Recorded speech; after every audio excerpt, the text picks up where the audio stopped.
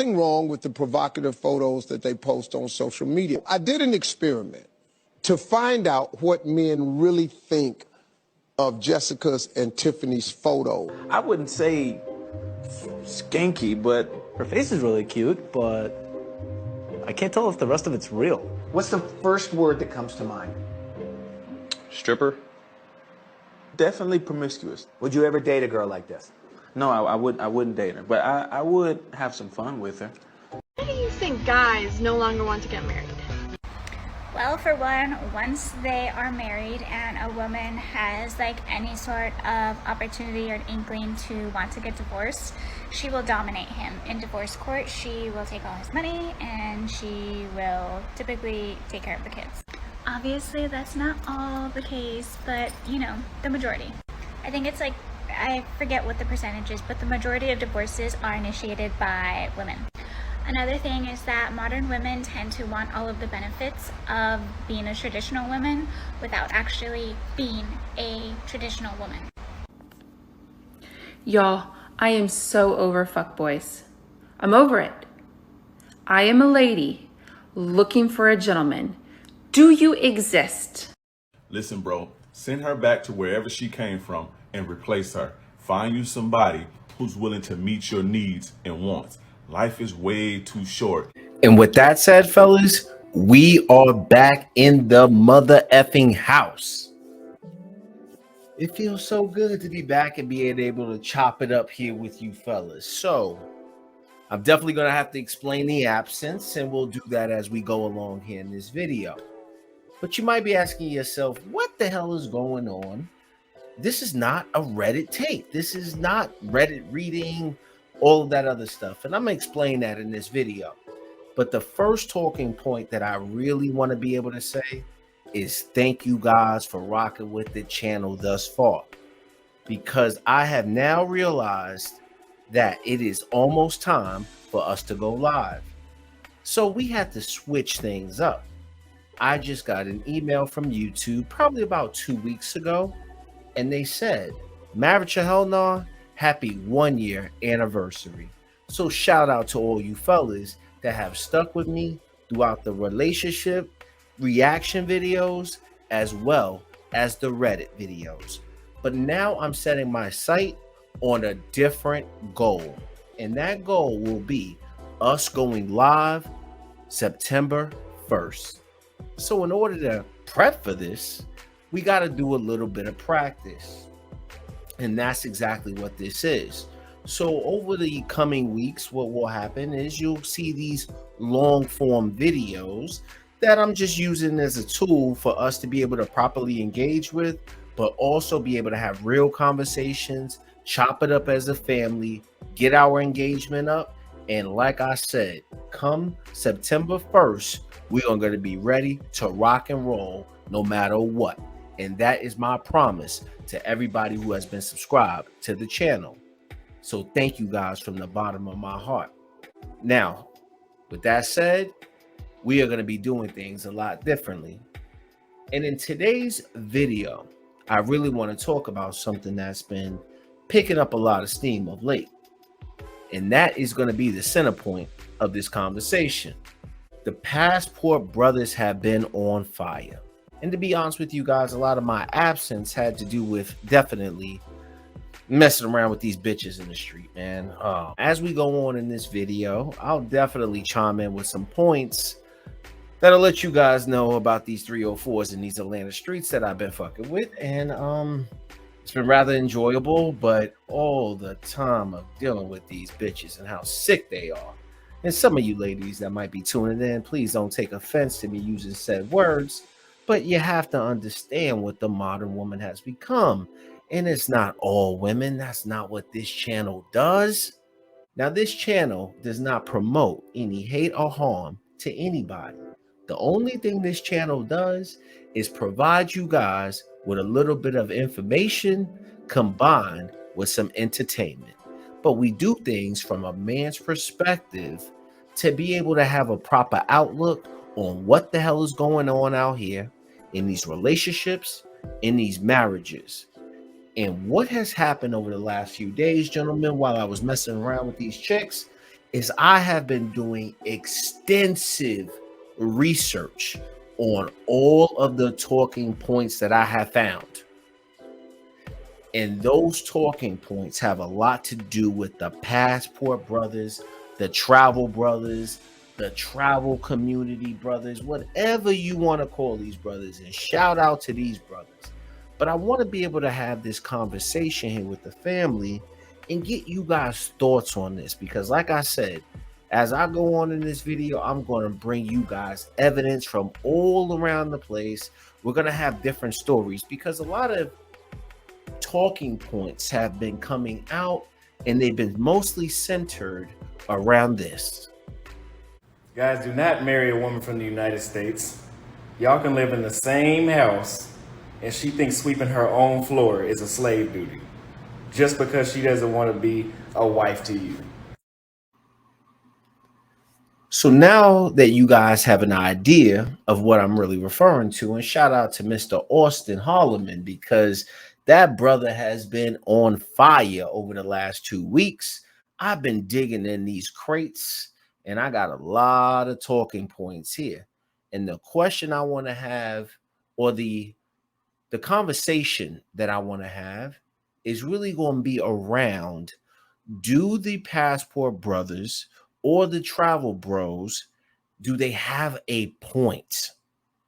And I think in some ways it's undeniable, but a lot of men seem to voice frustrations with the modern woman, especially the Western woman.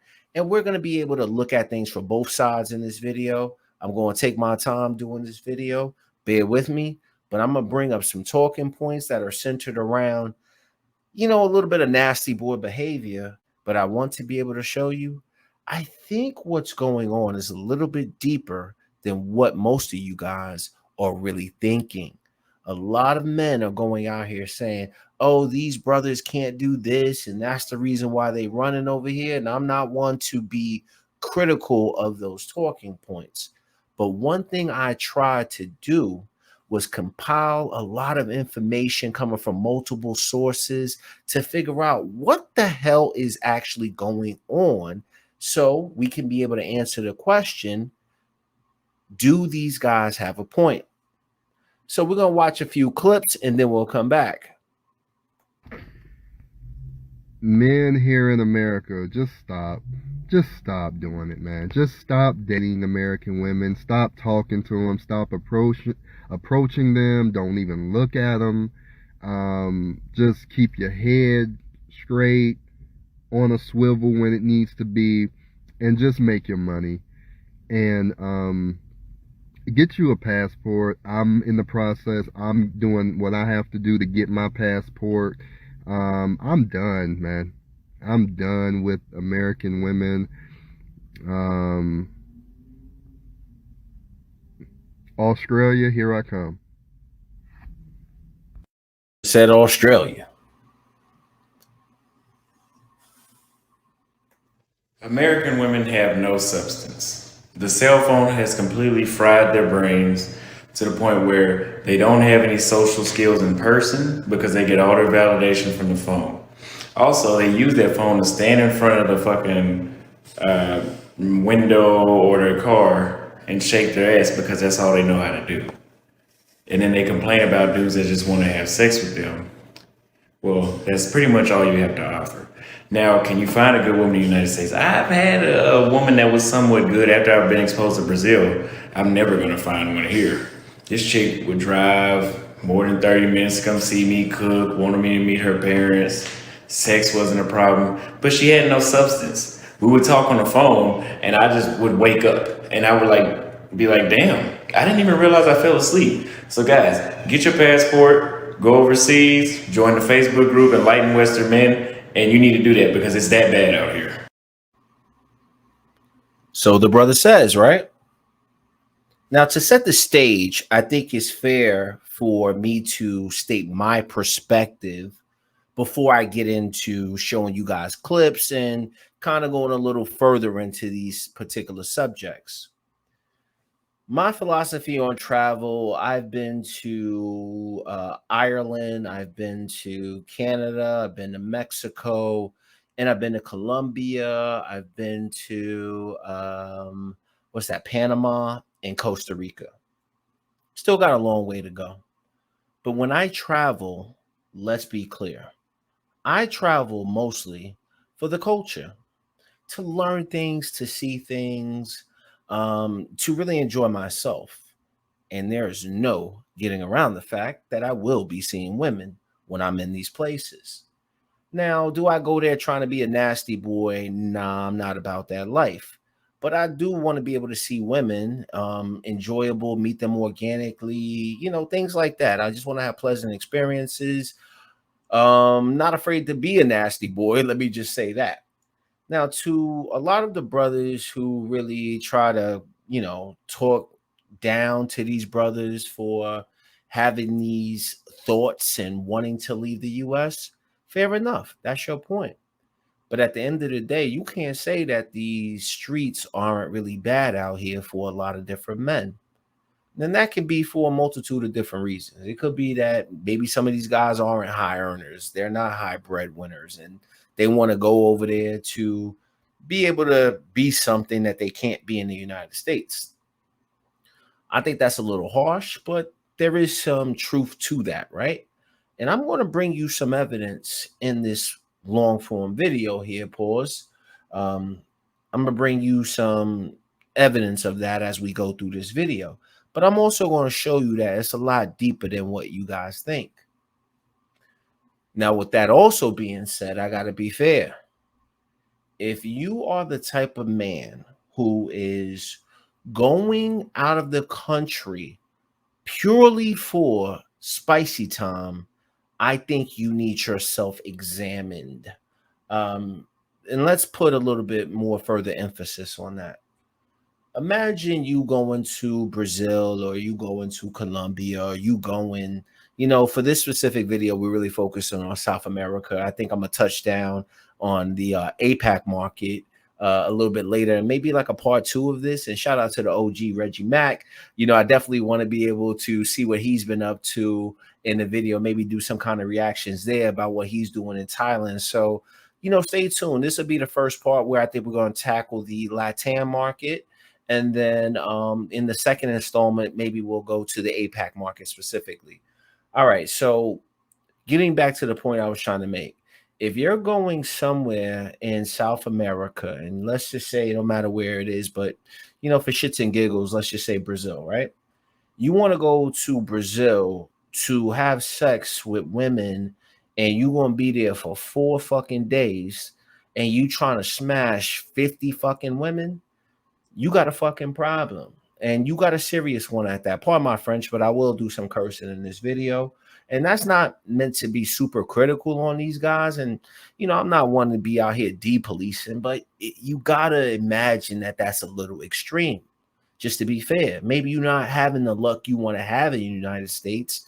And shit, shit is rough out here, especially for dudes who really aren't top breadwinners. Maybe you don't have the social status that you really ultimately want to be able to compete with the hypergamous nature of these bitches over here in the United States. Now, all of you ladies are definitely not B words.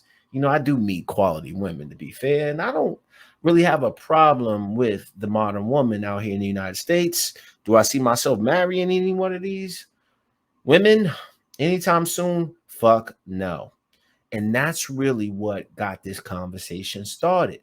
So I wanted to do a little further research to find out, what are these brothers finding so enjoyable about going to these other countries?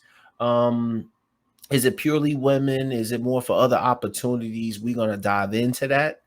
But the first starting point has to be really around Brazil. All right. So a lot of brothers are going to Brazil. I've never been to Brazil. I think it is a place I would like to visit, though, after doing this 2 or 3 days worth of work, worth of research, rather.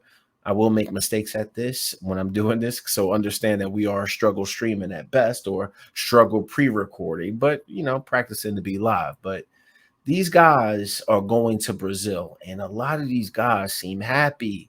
They're not out here being miserable. They're not out there complaining, but some of the brothers seem to be happy. Another place is, of course, that beautiful country of Colombia. Now, some of these brothers may find themselves in places like Bogota, Cali, Cartagena, Barranquilla, a lot of different places that they like. I preferably really dig the Medellin area because I like the city atmosphere of it all. And I'm not really like a super beachy ass person. Like that fucking sun be like blazing out there. But I am a brother, so motherfuckers like, yeah, you don't like what's wrong with you, guys? You know what I'm saying? So, but I haven't really had that opportunity to go to Colombia and really explore some of those other places. But I think I really am the next time when I'm going to Colombia. I think I may touch down in the Cali, something like that. I'm looking forward to touching down in other areas. But the point being is from a lot of research, brothers seem to be going to Brazil and they seem to be going to Colombia. So with that being said, I want to turn it over and share with you guys some video clips about what the brothers have been saying and why they may feel some of these frustrations to have to step out. We're going to be talking about what made me leave to go to Brazil. In other words, what made me stop dating in the United States. If you've watched my TikToks or some of my YouTube videos, you can kind of get a perspective how, but I'm going to break it down today. So, and these are in order, I believe, from severity of why I stopped dating in the United States. The number one thing, and we're going to say this is actually a bunch, I'm bringing it down. The number one thing that stopped me from dating in the United States was the texting games and the phone call games. The game. So we're not going to act brand new. We know this is a thing here. You have to have some sort of game, and people get game confused with charisma. Those aren't the same thing. Okay, charisma is the sweet talking and the emotional aspect of her getting to like you with your words, whoop to whoop. But when I say game, I'm talking about I get your phone number. Now let me wait 2 or 3 days to call you back. Like if you know alpha male strategy, he says he waits 10 days to call a woman back. Now it's funny he's bringing that point up, really talking about the texting game, and he tied AMS into that. So let me just kind of talk about that part real quick, and then we'll get back to what Austin is really talking about. Now let me just say this: shout out to the brother AMS. I think the rollout strategy that he laid forth over the last month was fucking brilliant, and a lot of you guys who probably have a sales background or a marketing background, maybe some of you guys would understand what AMS just did. And this man has been live for a long time. And I'm fairly new to his content. I happen to come across it, to be honest with you guys. I work from home most of the time. So I happen to be seeing it on Monday. It used to pop up there on YouTube. And, I would watch a little brief, moment of AMS talking. And, I fuck with his content. But the point I really want to touch upon is two things. One is what AMS does may work for AMS. And what that means is that AMS has took all of the necessary steps to be able to play whatever texting game he deems to be appropriate for dealing with any woman or just a select few women. He has done the work in its entirety to get to that process. A lot of guys will implement strategies, and I'm no dating coach, but I will tell you this: texting women is like a fucking art all within itself. A lot of people try to get the idea of relationships, dating. You want to believe it's not a game, but in all actuality, it is a game. And a lot of people don't really understand that. It's really a game nowadays, and it can be very frustrating. And I'm going to jump back into Austin's content, but I want to be able to talk about these things, break them up, and make sure we have the fair use policy. But also, too, I want to say this: it's really a shame that we've gotten to a point to where you gotta be able to play some games when you involve texting and when you kind of dealing with a lot of these bitches. For instance, I'm the same way. I get a girl's number. I don't care if it's in person or a dating app. I ain't texting that bitch for like 3 days, 2 or 3 days. Like, that's just the way I am. And also, too, I hate to say it, but there's a lot of manipulation tactics that you guys got to be up on. And to go a little further, the modern man got to be at least 30% toxic to really deal with these bitches. Now, I know somebody's going to say, oh, man, that's fucked up, man. You shouldn't be saying that. Man, it is what it is, man. You can't be a straight and narrow guy out here and just be dealing with these bitches. These bitches will drive you crazy. You got to be able to put yourself in a position to drive these bitches crazy. And I'm a firm believer of that. So it is what it is. Now let's get back to what Austin has to say. Why the fuck would I want to do that? Okay, I get it. But then that's another thing. They say, oh, you got to pretend like you have options. You have to show you have options. Don't blow her up all the time. Text her in between 5 minutes. I've said before, don't have a routine. All that shit. All this, you have to have this super strategy just to get to know somebody, or even if you just want to smash somebody. It's usually not just... It's like all these tactics. That's why there's so many YouTubers and dating coaches coming out that are just blowing up, because nobody can truly figure this shit out, right? And if you're somebody like me that's on their purpose, I'm trying to get my money right so I can live overseas and get the hell out of here. I don't have time for the games. Look, baby, either you want to fuck with me or you don't. Facts. Gentlemen, in my personal opinion, there's a saying too, like if you're a corporate guy, you would get this. Control the controllables. And when you start implementing that philosophy in your day-to-day life, you'll recognize that you can only control so much. Meaning, like, you can control what you're doing, your level of output within your day to either be productive at work or to learn a new skill, or whether you're in school. You can control that. You can control saying, okay, I want to make sure that I'm the best version of myself from a fitness perspective by going to the gym, right? But when it comes to dealing with women, you can't control the way some of these crazy chicks want to act in these streets. So therefore, you got to let them be the birds that they want to be. And if they want to fly towards you or they want to fly away from you, whatever the fuck it is, keep remembering that you always gonna have more and more options of birds coming to you when you got what they want. So the key is to position yourself to have something that they want and kind of get them to kind of fly over to you. And then when you're ready to kind of let them go away, it's time for them to fly away. That's the way it has to be. But also keep in mind of what Austin is saying here that I personally agree with is it sounds to me like his style of communication or his style of dating is very direct. I'm the same exact way. I get a chick's phone number.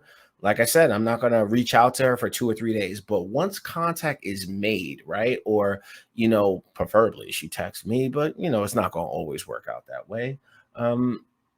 Once contact is made, that chick got 3 or 4 fucking days to be able to even link up with me. Like, I'm not one of these guys who believes in messaging chicks back and forth. I know dudes that will sit up here and message women to where they'll like be sending these little stupid ass messages like in the morning, or trying to make these bitches laugh with like little jokes and having all these different like text message conversations, but they ain't never really met up with the chick. Nah, bro, I'm trying to meet up with the chick in the first 3 or 4 days.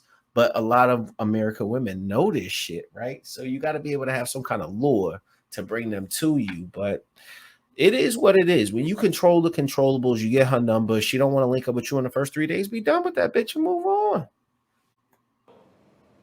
And that's how my world works. It's black and white. There is no in between. Either you want to fuck with me or you don't. And that's what, when you go to Brazil, and I'm gonna compare each number to when I went to Brazil. When I went to Brazil and I saw those texting games disappear, and the either she wouldn't give you her number or she would give you her number. 90% of the time, if she gives you her number, it's going somewhere. In the United States, 90% of the time you give a chick your number, it's not going anywhere. Then it makes you wonder, why did you give me your number? I mentioned in a TikTok video, a chick left a note in my car, 2 chicks left a note in my car, and then I call or text, and then I can't even hook up a date with you or hook up a time to see you. Why the fuck did you leave a note on my car? That's so funny. You know these bitches are crazy, right? You know these chicks are crazy. They really are. I'm gonna watch the B word going forward in this video. I know some dude out there's gonna be like, yeah, fuck that shit. Say these bitches is what they is. But the point I really want to make is this, right? A lot of these chicks don't know what the fuck they want. They just don't, man. A chick will put a note on your car, and maybe in about 24 to 48 hours, bro, she might forget who the fuck you are. She just might. Because she's just going through her DMs and she's walking around and she's got dudes talking to her and she just gets everything so confused. And, all these different options we already know all these different options are messing these women's heads up. We just already know that from a fundamental perspective. But I think that also when you get a chick's number or a chick gives you her number or whatever, we know that there's an element of validation involved in that. But I personally believe in like an out of sight, out of mind strategy. So in some instances, it could be the same way with guys. Like, you meet a chick, here or there, and, it's been a few days. You ain't really reached out to her. She ain't reached out to you. You might forget who that bitch is. It could just happen that way. Damn, I just said I was going to watch that word. I don't have time for that, y'all. That's like a bunch of fuckery.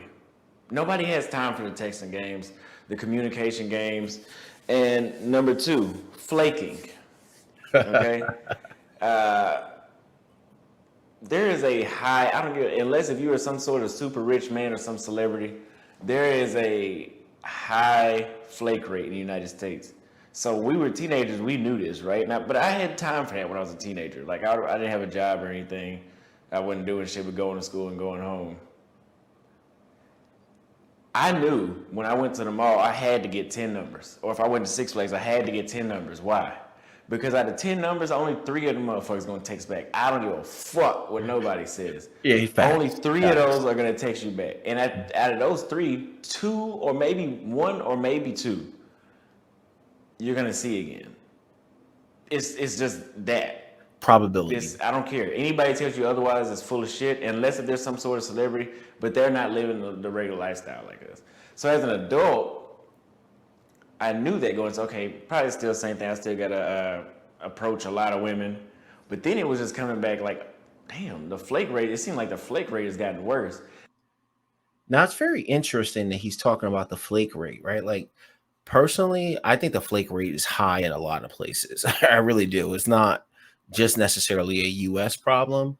You can go to a place like Colombia and you think that them bitches don't be flaking on you. Them bitches gonna flake on you too.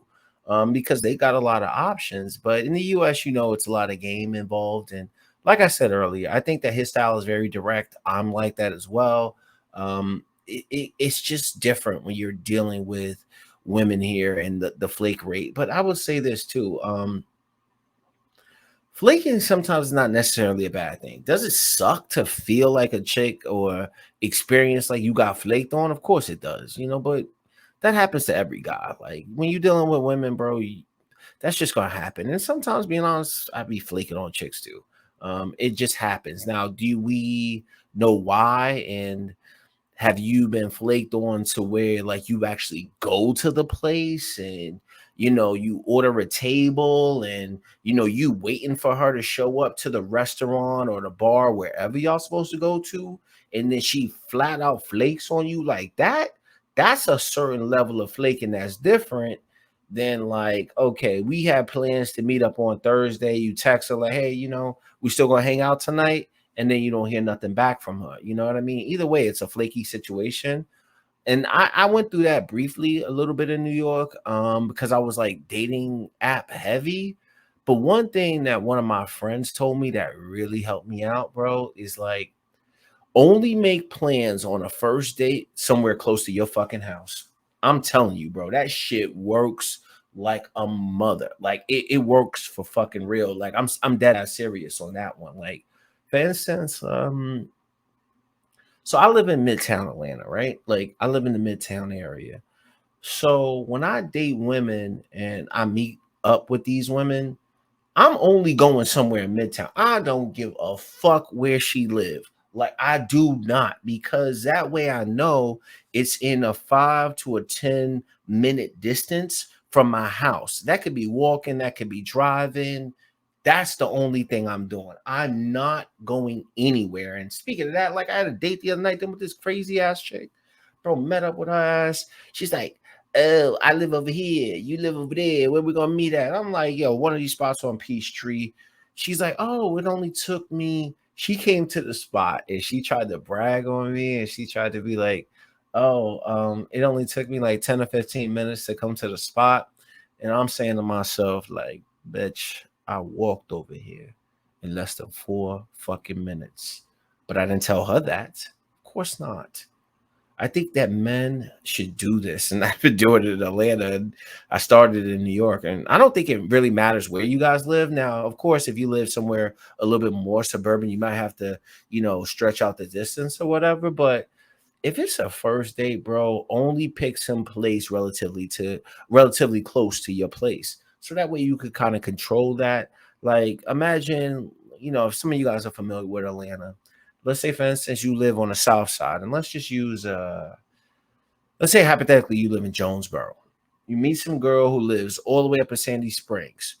If you drive up to Sandy Springs and that bitch flake on you, you gonna feel totally different than if you were supposed to meet that chick in South Lake or like in Mount Zion Road area somewhere, and then she flake on you. It's gonna feel totally different. So that's a way that you guys can control it. But like I said, I'm not a dating coach. I just be out here trying to say I'm gonna live my life, and there's nothing that these chicks can do to stop me. And I know some dumbass watching this video right now is gonna be like, "Look in the mirror, look in the mirror." That's not the fucking problem. Nah, Because I was not that. there's an abundance of men saying the same thing, and then you hear about these women wanting to. Stop. Let's bring that up. And great point by Austin. That's the reason why I did this video. It's because I started realizing, like, I saw a lot of the guys bashing these guys, but then more so the women, like, especially when you talk about within the Black community. I make my content for everybody, and that's what this video is really about. But it is going to be hyper focused on some of the Black men plight in dealing with the people saying, oh, Black men are running away from America because they want this and this and that. So as I did the research, what I said to myself was, it's not like it's 1 or 10 brothers saying this. There's a lot of brothers. There's a lot of brothers thinking like this. So it can't be just a one-off problem. It can't be to where, oh, this guy's a bum and that's the reason why he's ready to leave. I mean, this guy's 23 years old. He seems to be doing well for himself for a 23-year-old. He's probably ahead of most 23-year-olds. And, like, you want to call him names and stuff like that. He don't seem to be somebody who can't get a chick. So it's like, I don't get the idea of trying to shame these men for doing what they do. Now, like I said, if you one of them nasty boys who want to go somewhere in 4 days' time and, sleep with 50 fucking women because you out of control on some horn dog shit and you not getting women in the United States, that's a different problem. But I don't think that this brother in particular, him speaking, or any of the brothers that you about to see throughout this video, have a problem getting women in the United States. If anything, getting buns in the United States, getting sex from women in the United States is fucking easy. It is easy. But I tell you what's difficult. I tell you what's difficult. And this is the problem I think that traditional men are having. Traditional men do not see these women as wifey material. So therefore, it could stand to reason that some of these brothers are going into other places looking for sustainable relationships. So it's not just about sex. It's got to be more about the feeling and the beauty of these women, but more in a long-term sense or a long-term situation. I think that that's what these men are looking for mostly. Because to be honest with you, if you're a traditional man, it's not really easy finding what you want to find in the United States due to a lot of agendas and policies and ways of women, and also, being honest with you, ways of men as well. To just have validation. And social media and cell phones have created this, where they have access to so many men, they'll flake on you in a minute. And with dating apps, they're 90% of those women on dating apps are there for validation. Like, they're not there to actually meet you when y'all match. I can tell you on one hand how many women I've met off a dating app, which is at the most 3. I know for sure 2, but at the most 3. And this is 2 years of being on a dating app.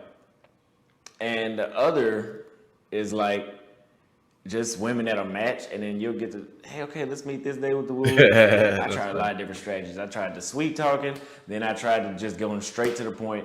Neither one of them works. So let's talk about that. Pickup artistry versus dating apps. Right now,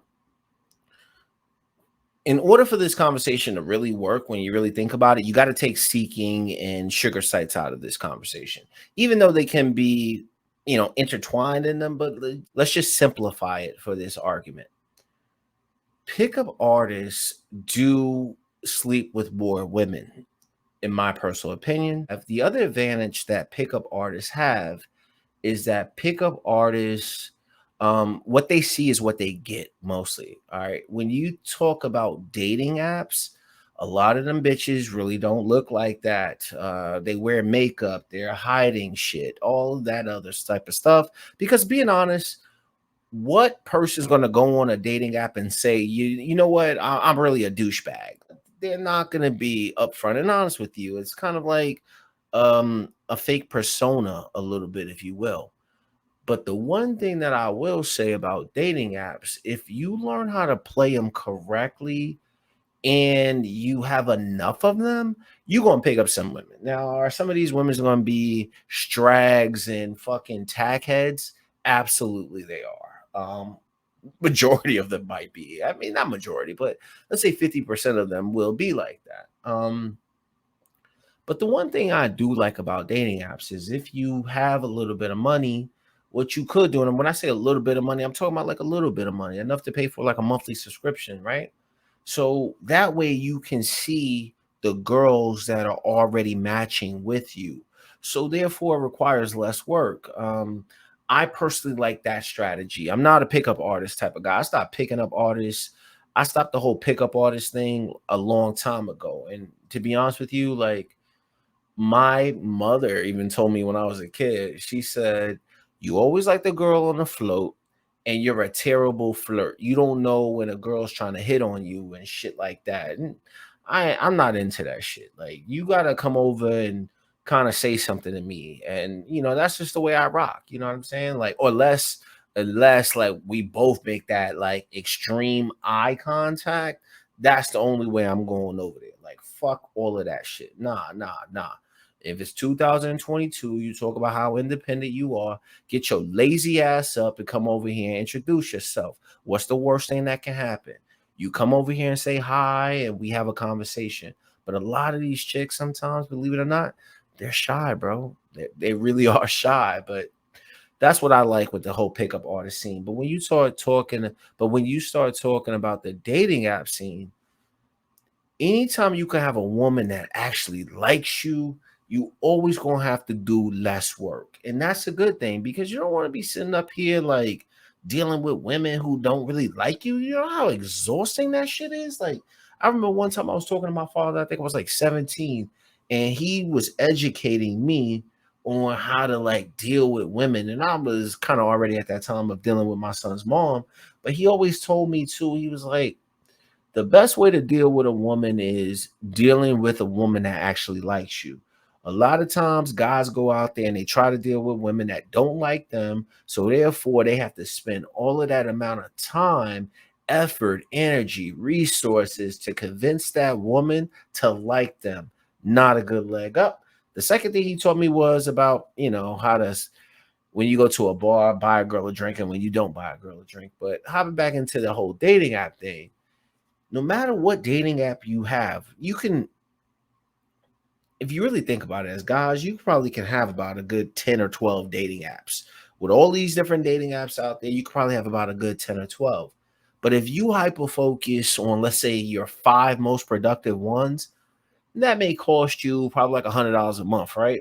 So $100 a month, then you able to source women from those different, strategies. It does give you a leg up, and some of them are going to be tackheads. Some of them you're not going to be attracted to. So you might get about 3 women a month doing that, and then you combine it with other efforts. You got a nice little rotation if you do it that way.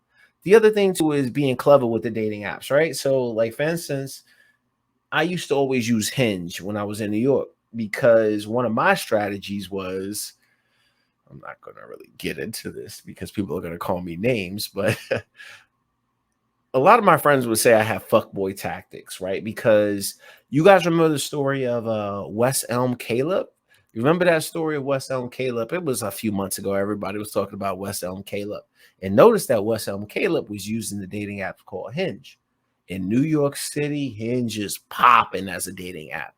Like, there ain't nothing better than Hinge in New York City.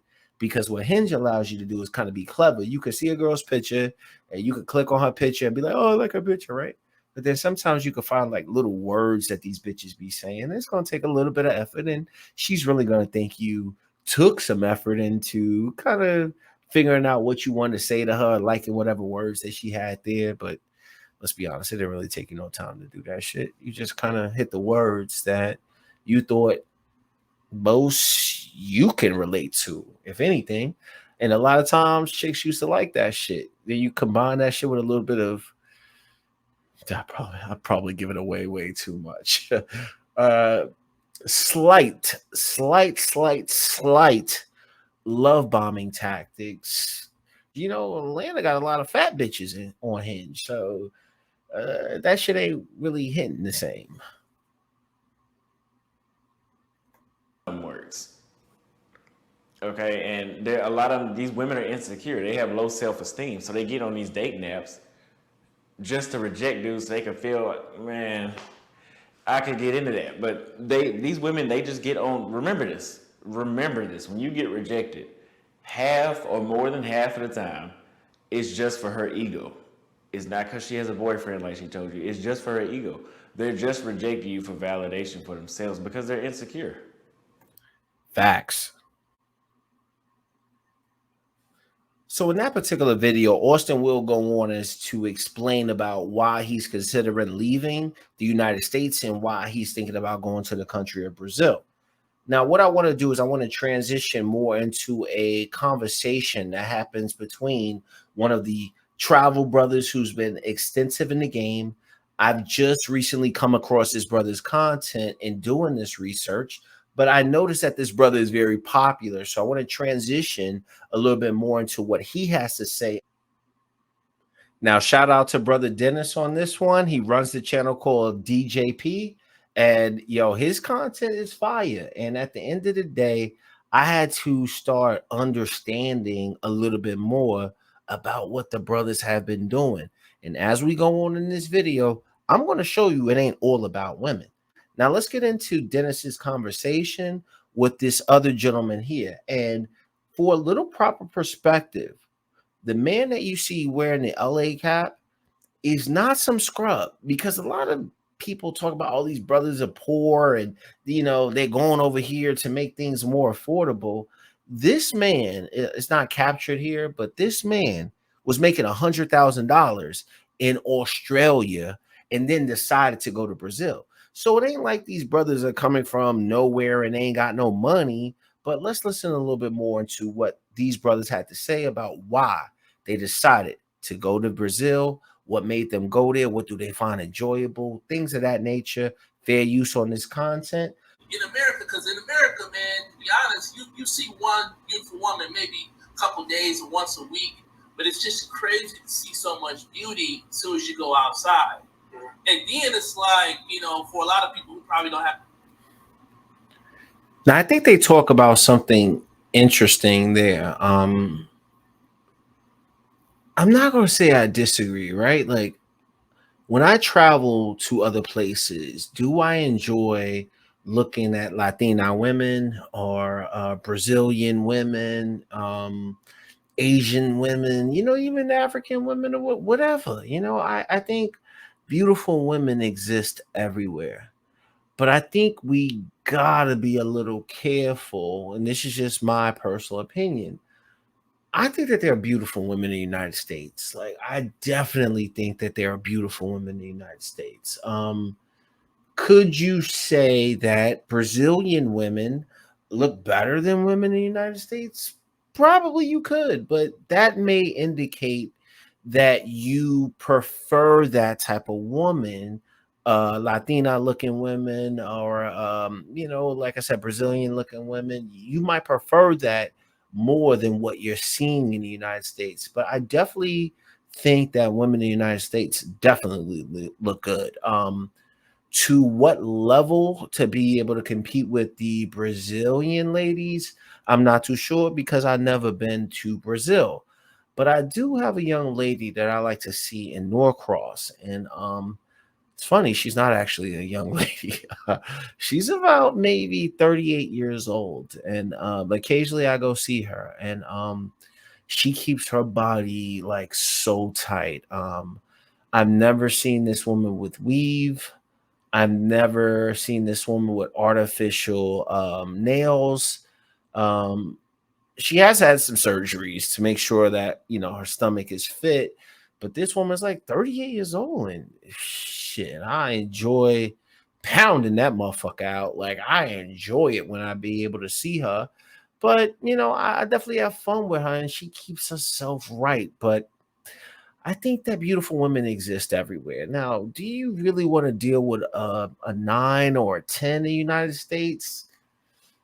Especially in this culture? Probably not. And that's probably more so what these guys are probably referring to, is just the entitlement a little bit of the women in the United States, which could bring her beauty down a little bit. Because face it, you could see a beautiful woman in the United States walking down the street.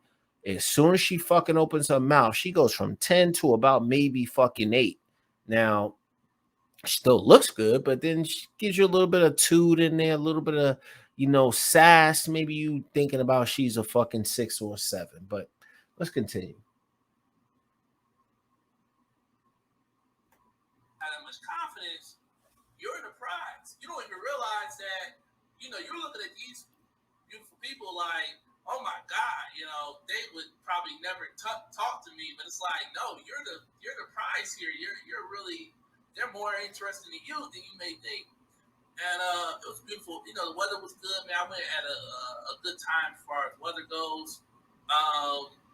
It was, man, it was good, man. I worked at a couple WeWork offices. My first day, I pulled somebody's number on my floor. And, I had a date pretty much. I had a date that night. I had a date as soon as I landed. My sister's like, damn. I was like, yeah, man. They was a nice, beautiful woman, man. She was a hipster, but she was a cool, beautiful Brazilian girl, man. No makeup as well. I like it. I love that, man. Yeah, man. It's an alternate universe. I like to call it. Man, and cheap. It is. It is, man. And I mean, it's, and a lot of, it's good when we have these discussions because it helps a lot of brothers understand what you may want. For me, I have a couple businesses, but today, man, I was day trading. I made $1,000 in 30 minutes, and I was done by like 10 a.m. Now, one criticism that some people like to throw at us is, oh, those girls are poor. That's why you're going down there and this and this. What's your response to that? Shit, I pay for everything in America. What's the difference? Talk to me. Talk to me. All right, that's an interesting point right there. That was a good one. I think provider males, man. If you're a provider male in the United States, dude, you gonna go to another country and be a provider male over there too. Like if you more like a traditional man in the sense that, like, for me, I like dating, right? Like I'll go out and date, and I'm not tripping on necessarily the bill. You know what I'm saying? Like it don't really matter that much to me. Like I was out on the other night dealing with this bitch, and the bill came and it was $100, and this drunk ass bitch, she just sat up there drinking, got her titties all out at the bar. And I definitely smashed her. Had a good time. But the shit gonna cost you either way because somebody got to motherfucking pay. But at the end of the day, you go out there, you enjoy yourself. And I think that dudes ain't really tripping. And it's funny that these guys could be able to laugh about some of the criticisms that they often get, because you can tell by the way that they smile into this question that they probably get that. They probably get that question a lot, or they probably get, people talking that type of shit at them a lot. And they can enjoy such a humorous response that happens to be direct. And that's nice to see. So I think personally that, if you go out of the country, you still go and fucking pay either way. So guys ain't really tripping. This guy's talking about he's day trading. And like I said, you didn't see it in this video, but this guy was talking about he made good money living in Australia. He's made money in other places. Now, maybe it's not like a millionaire in the United States, but I think painting the picture that these guys are broke and that's the reason why they go over there, is that's a little dangerous, because at the end of the day, what it shows is that maybe you're being slightly judgmental and you're not really understanding why they might be going over there besides women, because they're kind of alluding to it now. I'm not going to really touch upon it right now, but maybe there's a quality of life conversation that needs to be had in these other countries.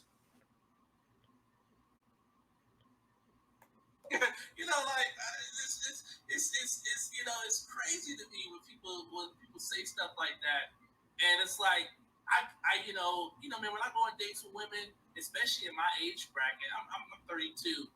Most of the women in Detroit got kids, so I'm a gentleman, man. I pay for babysitters. I pay for Uber rides if necessary to send them home, or I pay for dinner. Man, and so. I'm one, so, and at the end, it's costly. I'm paying $300, maybe $400 sometimes on the first date in the States versus $20 in Rio. You know what I mean? And it's like, well, man, you got a lot of drama you got to deal with in America, man. It's a whole different. The women in Brazil are more submissive. They care more. They're more affectionate. Man, yes. And I try to, censor myself around the wordings of how, because I tell a lot of brothers how programmed brothers are in America. You kind of have to, reprogram them when they get to Brazil. So, one of my good friends who came to visit me, he was afraid to be affectionate because there's so many rules around America. You can't touch, you can't hug, or you don't want this to be, so and so. Yeah, hell yeah. Like, hey, man, protect yourself. Drop all that shit in America, and you better grab that girl when you see her. And I'm like, and I remember I had a woman in Brazil get upset at me. She was like, one day she was like, "Yo, what's wrong with you?" I was like, "Huh?" She's like, "You're not grabbing me, you're not kissing me, you're not grabbing my ass. What's wrong with you today? You all right?" And I'm like, that's so interesting, right? Because, like I said, I don't I don't really understand a lot about Portuguese culture. I mean, I'm dealing with the chick up in North Cross when I see it, you know what I'm saying? But I don't really get into a lot of their culture. Um, but it sounds like that what they're describing is a little bit of what I like to call machismo culture in Spanish countries, but more of like a Dominican perspective, because that's most of the people I grew up around. Like Latina women ain't fucking with no dude who's passive, like who doesn't love hard, like who doesn't grab them and take control of them. And it's machismo, but it's not like in a bravado, arrogant type of way. It's more about showing that you want to be with that woman, that you care for that woman, that that woman is special. Where in America, it's like everybody want to play that game, so you kind of afraid to touch her, especially if it's like in a public area or something like that, and she's fairly new to you. You don't really want any of that. But in these other cultures, if you ain't grabbing these women up, bro, they gonna look at you like you don't like them. Like I remember being in Dublin. I was in Dublin for a long fucking time. And that's just me kind of veering away from Brazil because like I said, I've never been to Brazil. But my first night I touched down in Dublin, I was staying in like the Temple Bar area.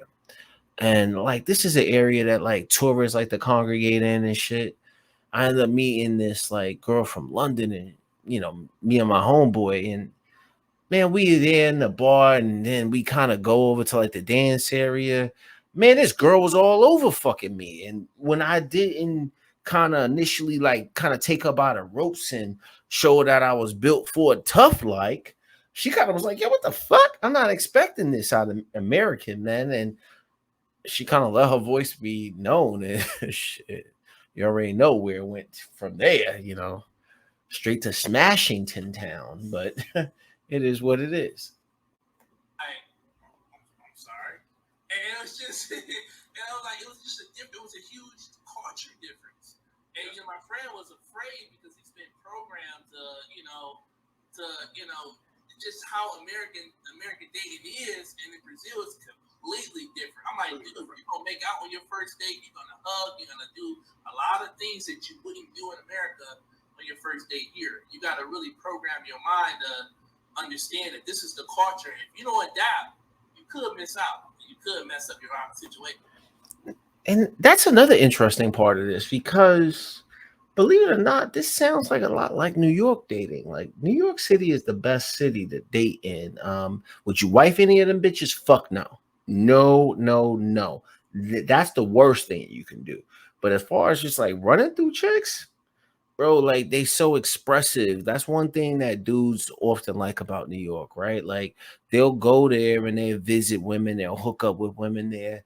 And as much as we complain about them masculine ass bitches, the one thing I will say is them bitches, like, bro, like they will grab you. They the ones that be like, yo, let's go back to the room right now. And it feels a little uncomfortable, but you kind of get that European sense or that but that's the one thing you get in New York. You kind of get like a Latam sense or like a Western European or these are the ways that women maneuver. They're very aggressive when they want that pipe. Let's just say that because what do they want you to do? Smash them cheeks. So women in those places, they tend to date that way, very aggressive, very you go out with a chick in New York and like you try to like not kiss her on the first one, she gonna be looking at you like you fucking crazy, bro. I'd be dating these chicks and be like, what are you trying to do? Are you friend zoning me? And I'm like, no, I'm just like first date. I'm trying to figure out what I can and what I can't do. And bitches be like, you can do whatever you want, and I want you to do it. And you gotta like kind of get over that. And it sounds like that's a little bit more of what it's like. Now, shout out to those brothers there for chiming in and kind of moving the conversation along. So, what did you learn in that little short clip of that video that I showed? is that these brothers are not necessarily nobodies. These are brothers who have been to multiple countries.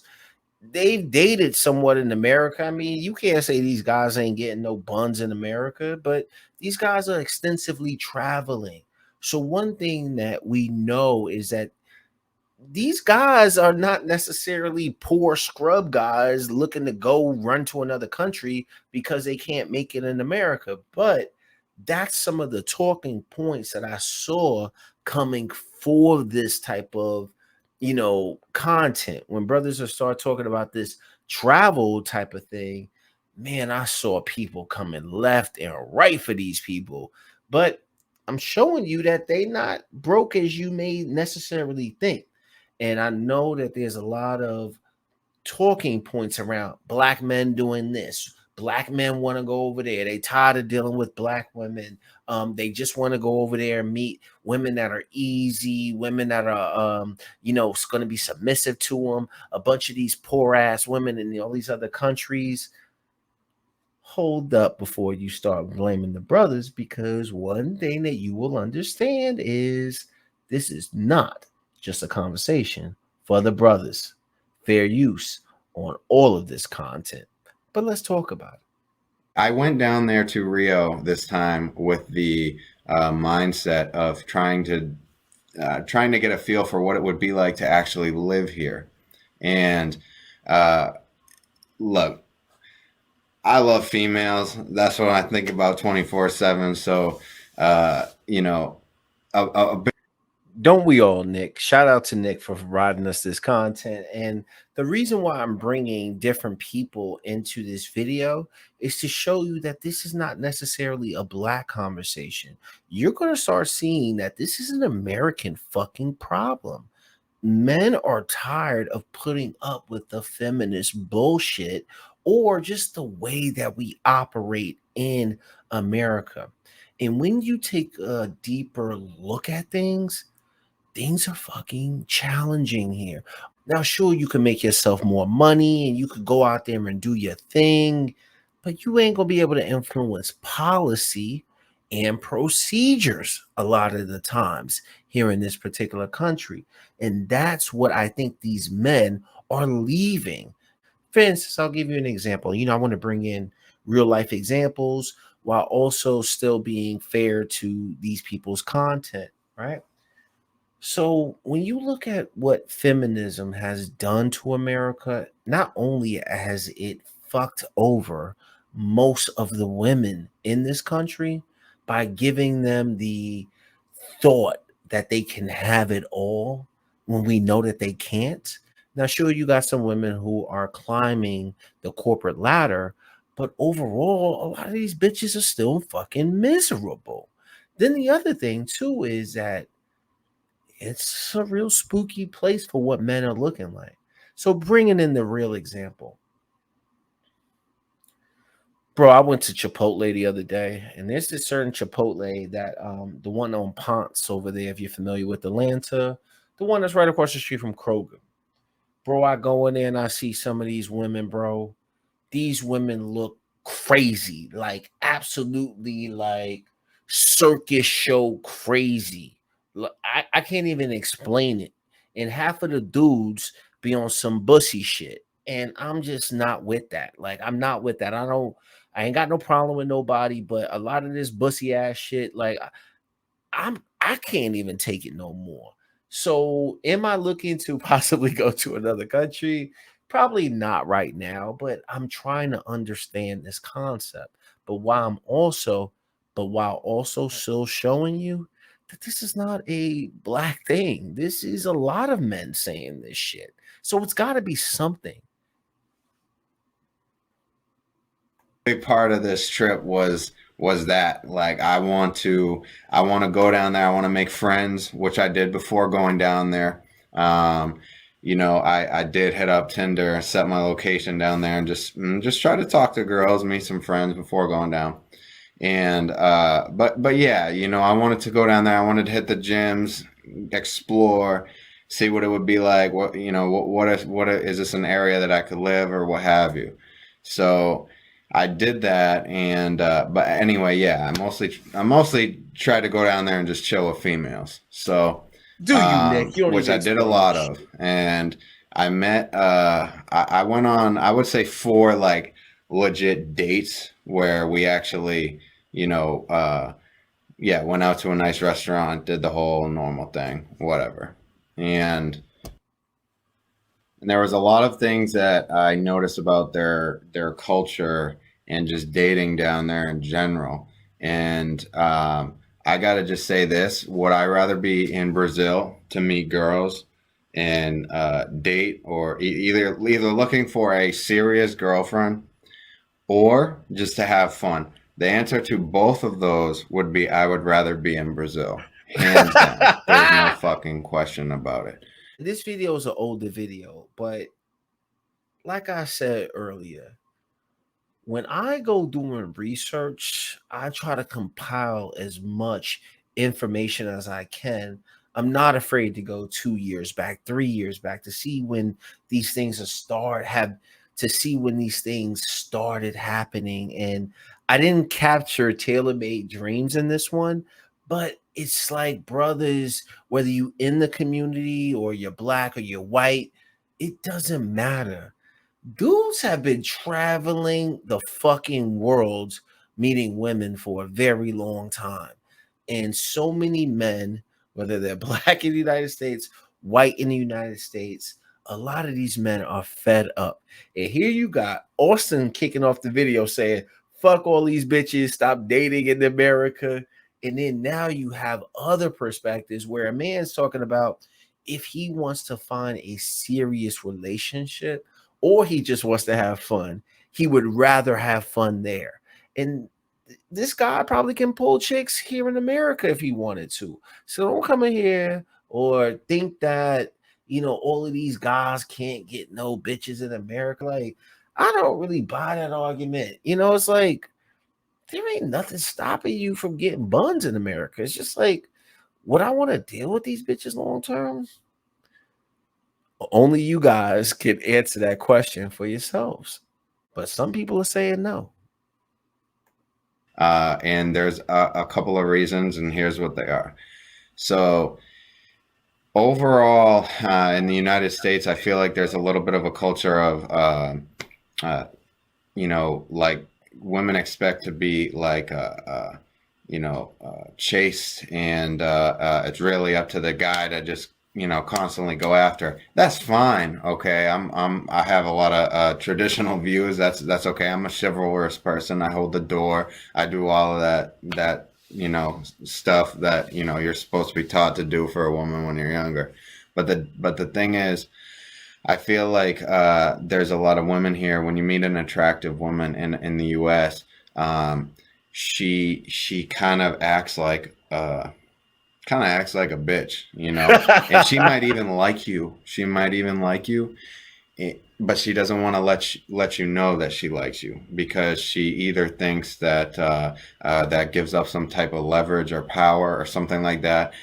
Basically, what I'm getting at is we play games here, and I don't really like that. Also, I would say the overall like politeness, like thank you for dinner. Like, I pay for dinner. Oh, thank you. Like, I would say that it happens in the US. I won't say it's terrible there, but I've been on plenty of dates here where it's just, as you're leaving, it's like, oh, nice to meet you, or whatever. So there's that aspect of that right away. And then I don't know how I can explain this one, but your conversation, you will meet more people and women in Brazil that are way more humble. Okay. Okay, I'll give you one example. So the best date that I went on, a girl I'm still talking to right now, actually, she left a real good impression with me.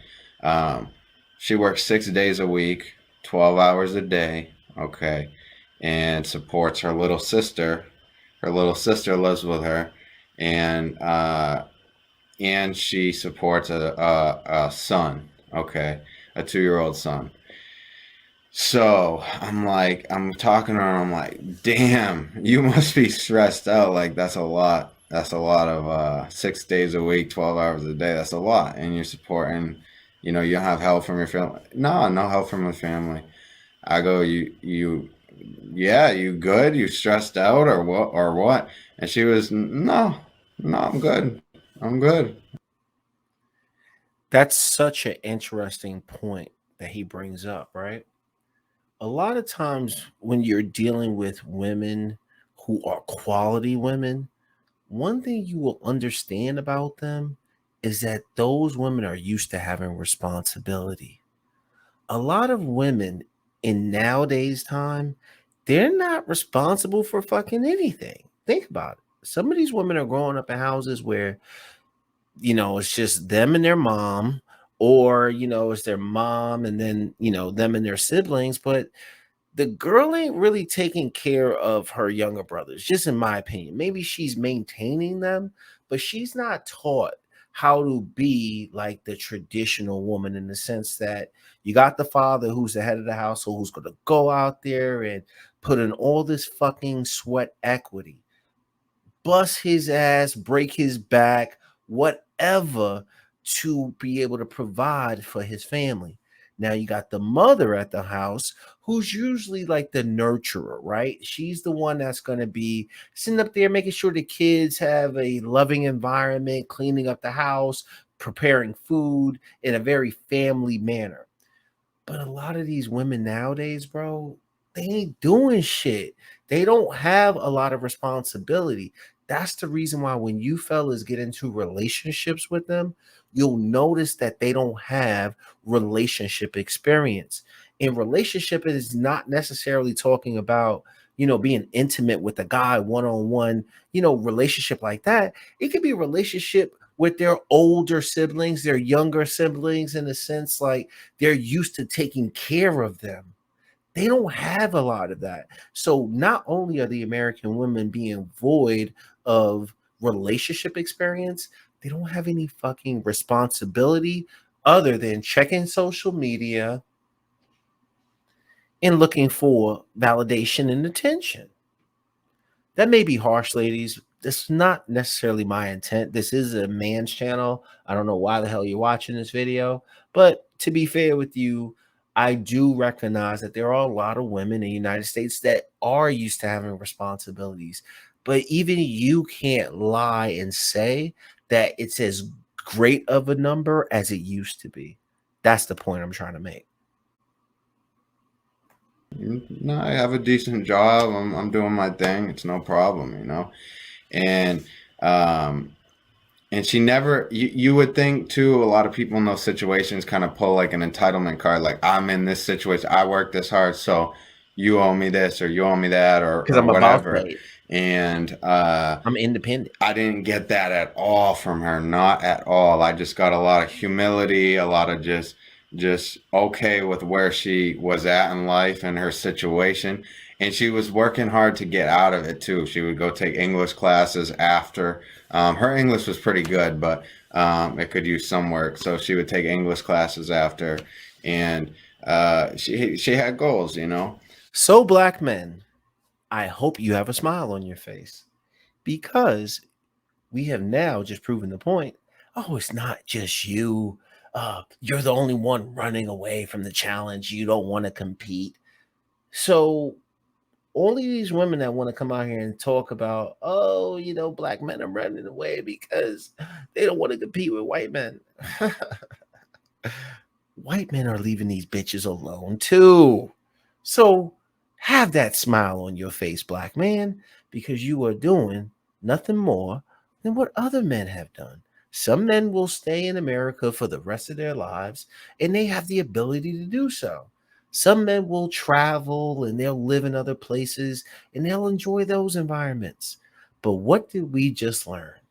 That it's not only you, black man, but he also talked about how women there are pleasant to be around. So if you're a woman watching this content who's talking about, oh, I don't know why you motherfuckers need to travel and y'all ain't shit, blah, blah, blah, blah, blah, blah, and you want to look at people funny with your smirked up ass face, the one thing I will say is notice that the people who seem to be doing these things seem to be having smiles on their faces. But let's continue. Let's talk about the behaviors. Now, the behaviors, I would say, are different. So people in other countries, they tend to be slightly more traditional. So women in the United States and in Canada and in Australia too, they tend to be like, there's a big like, I don't need no man kind of movement that's going on thanks to feminism and all that stuff. So even white men are out here, and men of other races are out here poking fun at all of these boss bitches or fake ass boss bitches. So I don't need no man. I can do everything for myself. So it's like white men are experiencing this shit, and they're like, you know what? I'm done with your ass as well. Black men are experiencing this shit. I'm done with your ass as well. And it's awesome. We have a lot more women, in the workforce. We have a lot more women that are starting their own businesses. Someone that I'm dating is starting their own business right now, and I think it's super cool that she's doing that. However, a lot of times this I don't need no man kind of behaviors, they lead to not doing the traditional things that a lot of men love when it comes to women. I haven't had a woman cook for me in a long time. Like, I'm usually the one who makes the meals, right? That does not happen when I'm... Nope. The only way I'm making my own fucking meals is if I'm living by myself. And, most of the times a woman should want to do that. Like, that's the thing about dealing with quality women, man. Like, I've dealt with quality women in the United States that place an importance on cooking. And I've talked a lot about this in other videos, probably not of recent, but I think that any real traditional woman, and this is just my opinion, feel free to let me know if you think differently and you think I'm wrong, but traditional women, they actually enjoy cooking. The reason why they enjoy cooking is they enjoy the prep part of it. They enjoy going to go pick up the food that is going to provide nourishment for themselves as well as their husband or their man, and if they have children. So they enjoy going to pick up those different fruits, vegetables, and things like that to be able to provide some kind of stability in the household as far as having, good meals. So that way you're not out there eating fast food and putting bullshit into your body, right? But then the other thing too is that those women, they then take those fruits and vegetables or whatever they got from the grocery store, bring them into the house, grab those fruits and vegetables when it's time to cook, and they kind of go into the prep time that it is involved in, slicing and dicing. But most women that I've dated that are traditional, they will tell you that they like all of these different steps because it provides therapeutic relief for them. And if you guys were honest with yourselves, especially in the United States, I guarantee you never thought about this. A lot of the chicks that you guys are running into that do not cook, they don't know how to cook to save their life, they send up here cooking chicken in a fucking microwave, raw chicken at that. These women, I wish I could say it another way, but these women, have you ever noticed that these women tend to drink a lot? They go out a lot. They don't really have any skills. Dating someone from Latin America, or when I was in Colombia or something like that. So when you're in different areas, they tend to be a little bit more traditional, they tend to be a little bit more submissive, I would say, and they're expecting the man to be a little bit more dominant.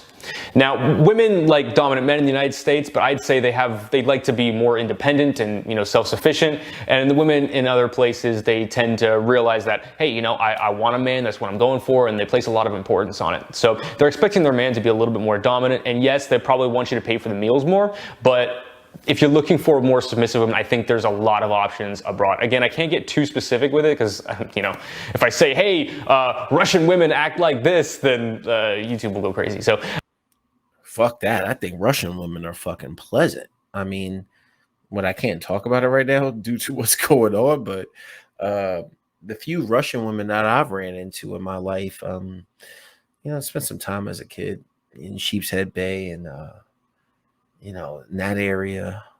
What is that? Marine Park, I think it's called, over there by the golf course off the BQE, chilling with a lot of Russian friends that I had. And, I found Russian women to be just nice and pleasant and very like talkative and social. They'll come over to you and privet, and you're like, I just know that means hello. And the only thing I know is like, God damn, woman, I hate to see you leave, but can you come over here and show me some love before you leave? And she does that, and the only thing you say is spasiba at the end, because that's all you know. But I find it pleasurable to deal with women who are looking for more of a traditional man. And to be honest with you, as much as these fake ass boss bitches talk about how much they want an independent guy, they can talk that shit while they're young.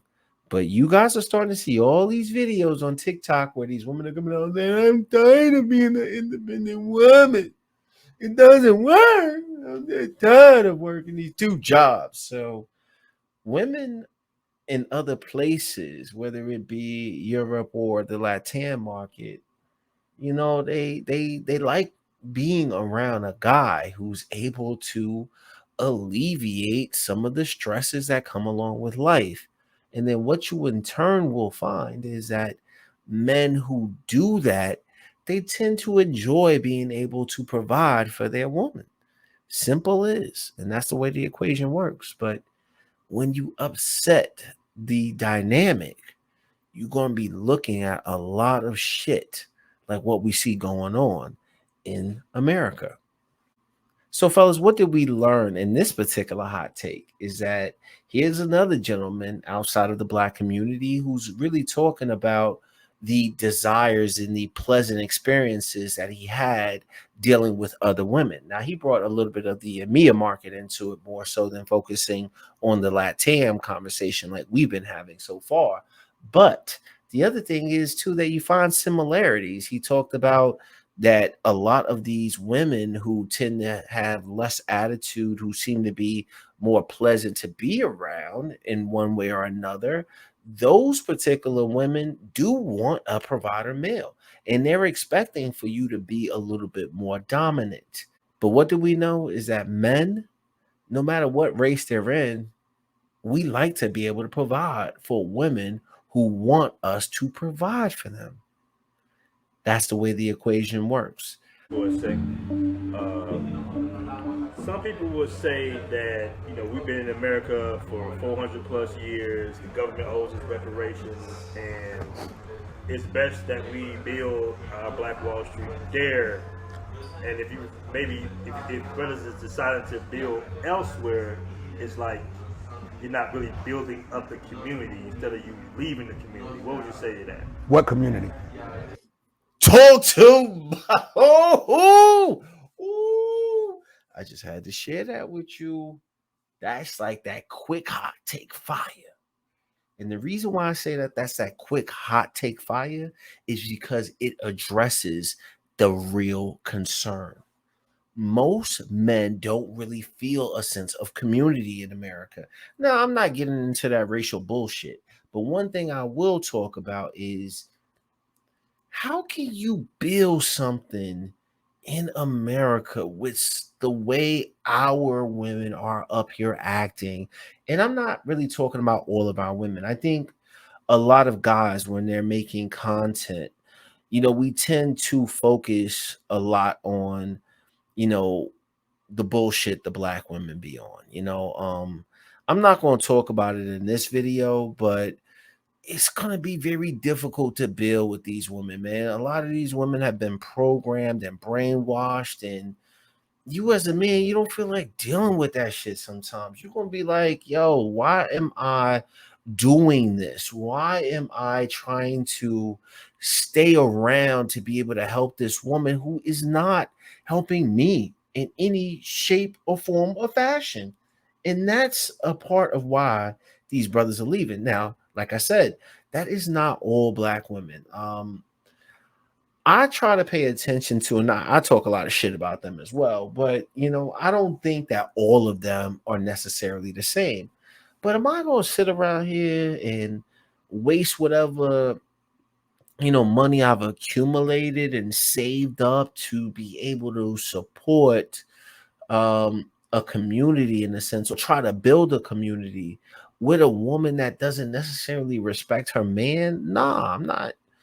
I'm not doing that. That just seems fucking ridiculous. Like, not when I can get other fucking women. Like, nah, bitch.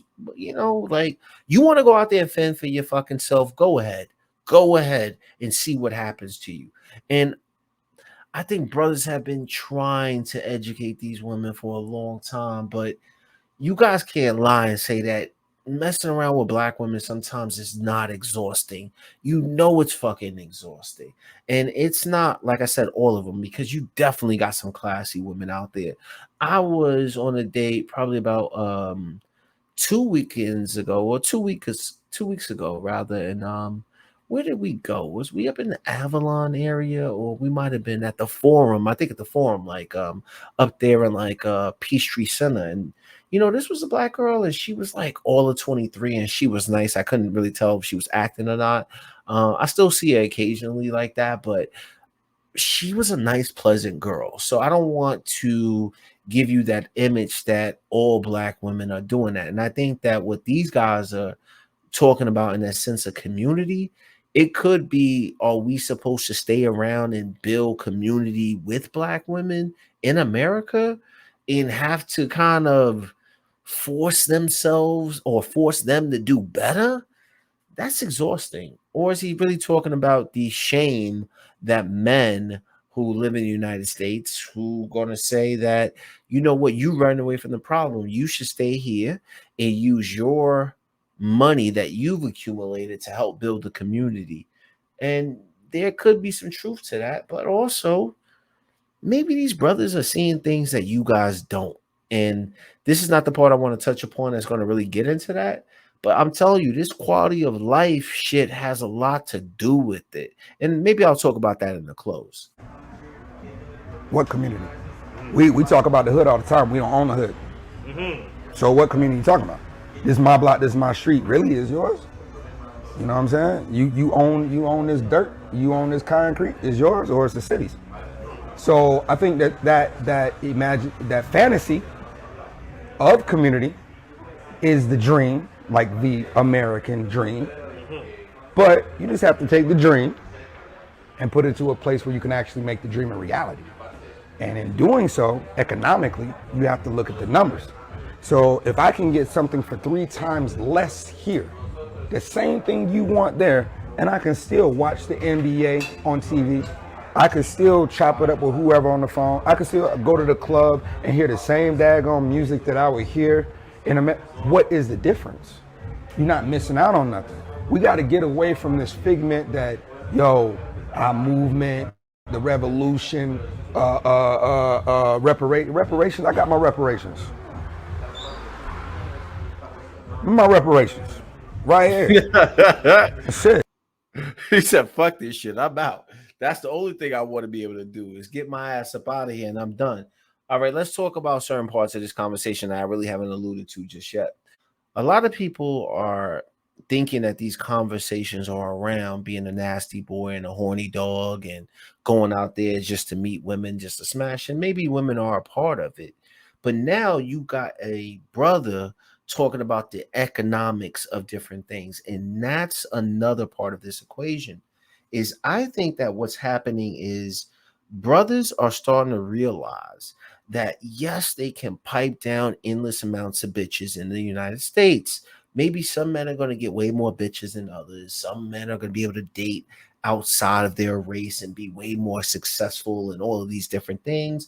And some brothers are going to be left with a few hood strags, right? So yes, that element is happening. But to often say that these brothers are poor and they're going over to these other places because things are cheaper and they're broke, let's really talk about that. So what this brother just said was really talking about the economics of things. And I personally believe in a lot of the content that I've been following and researching over the last 3 days is that these brothers are literally fed up with the United States for one reason or another. It could be dealing with the chicks in the United States. It could be just the quality of life in the United States. The quality of life in the United States, from the way I look at things, the US is probably the best country in the world to live in. No doubt about that. I think that we often do understand that. But the problem with the United States is that it's so get up and go a lot of times that you don't have a good overall quality of life. So when you do research and you start looking at places like Greece, for instance, or like the Italian or the French Riviera, one thing you see is those people live a very long life. Sometimes they be having a little fat on them, but they be out there drinking wine, they be dancing, they have a good time. And I think that these brothers are seeing quality of life opportunities, whether it be in Brazil or it's in Colombia. And quality of life can mean something different to everybody. For instance, if I'm a guy making $250,000 in the United States, $250,000 in the United States, maybe 20, 30 years ago, is a lot more than 250,000 in the United States right now, present day, because of how stupid these fucking imbeciles are in Washington. And that's what happens when you put a bunch of jackass idiots in the fucking chairs, that run the country. But this is not a political show. The point is that men are seeing opportunities to be able to live a more peaceful and sustainable life. Now let's talk about the economic part of it. I really believe that these brothers are seeing chances or opportunities to build in these countries. They are seeing opportunities to be able to take their money, have it 4x, 3x over there just due to exchange rates, be able to come in there, maybe buy real estate or maybe start some kind of business that they actually like.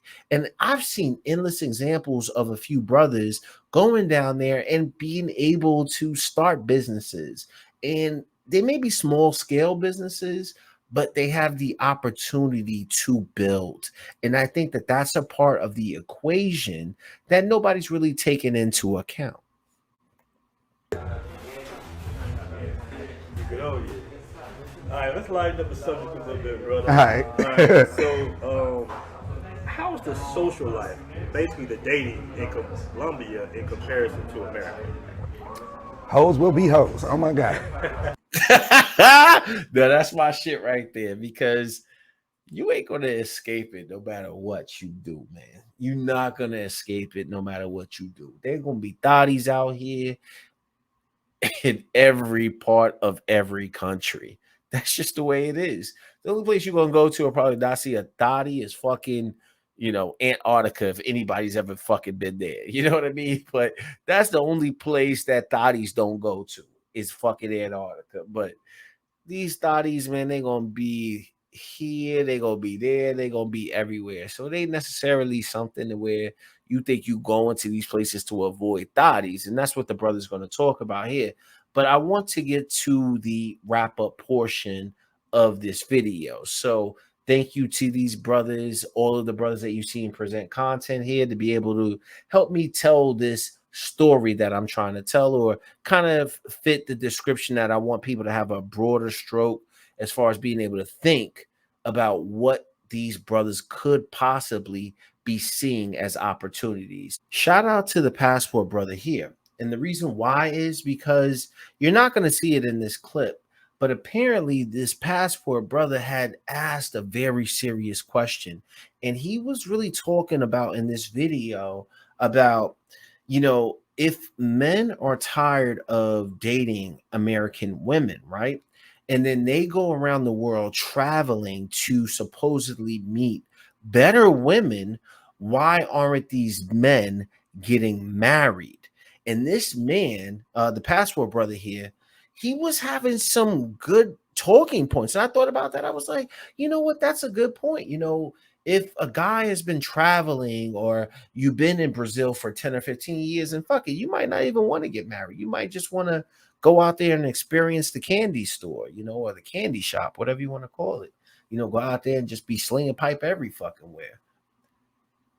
But he managed to find this brother named Kevin. And in this video, I thought it was rather interesting because you see this brother Kevin, this guy ain't no scrub. This man is an engineer. He's originally from California. But this brother really talks about, what he found enjoyable about meeting his Brazilian wife. And I'm pretty sure I just messed that up. I think there's another term for that, but I don't really know it. But I thought it was enjoyable to hear this man talk about him being married there because it did raise a question to me. I'm like, okay, these guys been traveling for a long time, but they haven't really settled down, but yet they're looking for good women. And like I said, not all of them are necessarily even looking to get married. But I thought it was good that he found this brother. So let's take a peek and let's listen to what the brother had to say.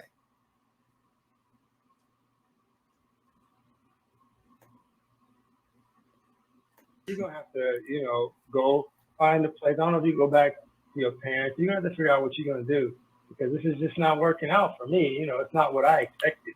And so that's not something that I feel here. Like my girl, she at the drop of a dime will help, cater to me in the sense of if I'm like, what, I'm hungry, it's like right now, if I woke her up and said, babe, I'm starving, ain't nothing open this hour. She complain, but she'd be walking in the kitchen. You know what I'm saying? She'd be like, you sure you don't want to go to sleep? You know what I mean? Like, it's what time it is. Like, she'd be, like that, but she would do it. You know what I'm saying? So that's something I feel like if I was safe, she'd be like, well, you just gonna have to go to bed hungry. And, because it ain't nothing open. And I'm not going to get in that kitchen and cook nothing. Yeah, you can see we all can laugh at that. The Passport Brothers laughing, Kevin's laughing, and I'm even laughing at that statement because I find that ridiculous, right? Like, and I think even Austin said that in the beginning. He was talking about something like, you can sit up there, buy a woman a house, be married to her, and this bitch would literally complain about sweeping her own goddamn house. So the same thing can be said if you really think about it in this context, is that here you are, a man in America, and you dealing with these independent boss women who want to just really be combative, right? So here you are being the man that you need to be just to be able to provide for her and make sure she has a roof over her head. And let's say, for instance, you were up all night or you were working on something and she's sleeping and you're like, babe, I'm hungry, and I don't know if you guys could have heard everything that Kevin was saying. So I'm kind of reiterating it because I do understand that the volume might have been low. But Kevin was like, if I'm working a lot and I'm working late at night and there's no food available that he can go out to, like a McDonald's or a fucking Cookout or a Waffle House, everything's closed. And he would go, upstairs, and even though his girl or his wife is sleeping, she'll fuss about, damn, you really want me to wake up right now and fix you some food? She might not be happy to do it, but she's willing to do it. Why is she willing to do it? Because he takes care of his responsibilities, which is providing her with shelter. So even though she'll complain about it, she'll still do it. And that's the reason why I wanted to really tie that piece in. But the other thing is that this man, Kevin, has a business that is down there in Brazil. And it ties back into my point of, I think these men are doing three different things. They're going down there probably to find better quality of women, right? Whether that be marriage or whether that just be to be a nasty boy or whatever. They're just finding women that they find more enjoyable. The second thing is that there is a quality of life conversation that needs to be had. I'll be the first person to tell you that living in America, making a whole bunch of money, you can do whatever the fuck you really want to do. But there's still some flaws that you're going to have there. And you're still going to run into some challenges that are not necessarily beneficial for the overall group. Yes, you might make it to being a millionaire, but the majority of people are not going to make it. And that's really the way it works in a capitalistic society. But what these men are saying is, okay, you know, I'm not a millionaire. I'm not a guy who makes $250,000 a year, but I'm a guy who makes 90,000. I'm a guy who makes 100,000. I can go over to these countries and have a better quality of life and feel like I'm enjoying my freedom, my money, and enjoying what this city has to offer as far as a pleasant standpoint. These guys are going out there seeing things in these countries, whether it be Brazil or it be Colombia. They're seeing these things, and apparently these guys must be enjoying them. And thirdly, I think that these guys are actually in the process of learning how to build in these places. And that's very exciting because we have to ask ourselves the question, you know, what is our plan? And if you look at it, a lot of these brothers are like early adapters or even late adapters. Because to be honest with you, there's probably black men running around Brazil or Colombia who've been there for 30, 40, 50 fucking years. You know what I mean? So there are probably a men that are already done that. But these brothers are building, and I think that maybe there's some talk around, or maybe there's a conversation that needs to be had around how can we contribute to their society in a positive manner, meaning that we're not going to these places kind of raising the price of everything due to frivolous spending and, you know, flexing and, you know, basically going out there and, you know, making the price of everything fucking go up. Like nobody wants to see that. But can we go there and look for a way to possibly build that is encompassing of their people, their values, along with what we want? Now, if you want to stay in America, that's fine. Like I'll probably stay in America my whole damn life, but I want other options as well, or at least have the ability to understand that. And I think that that's what these travel brothers are really starting to push. And these brothers are actually implementing their strategy. So throughout this video, in closing, I hope that you guys saw a lot of different pieces as to why men might be making these decisions and get the idea that it's not all about being a nasty boy. You know, maybe there's some element of that in there, but I'm telling you, there are other works at play here, and we need to understand what that really is. So I definitely encourage men to get your fucking passport. Now, in closing, fellas, as we get ready to wrap up this video, I hope that I presented you with information to be able to look at things from a different viewpoint, if you will, to try to understand why these brothers are leaving and why they're finding these other countries so enjoyable. And that's really all I tried to do in this video. To a lot of you chicks that want to be bad and gonna look at us like we crazy and why y'all doing this and fuck all y'all and all that other shit, you can say that as long as you want. But whether men stay in America or they go somewhere else, they not dealing with your ass anyway. So gents, no matter where you guys want to go, whether it's Brazil, whether it's Colombia, I encourage all men to have that passport, to explore other places and see what those places have to offer. I don't encourage you or support you going to another country trying to pipe down, like I said, 50 women in 4 days or 3 days. Like, you like doing crazy shit at that point. But if you want to go there and you're looking for relationships or from an understanding perspective of what these places have to offer, you should get your passport. And if you choose to be done with these bitches in America and say, you know what, I'm tired of this system, I'm tired of dealing with these stink ass women, you should have your passport and be ready to run to that other country. Until next time, fellas, this is Marriage or Hell Nah. Choose wisely. I'm out. But it seems to me that the Passport Brothers may be on to something.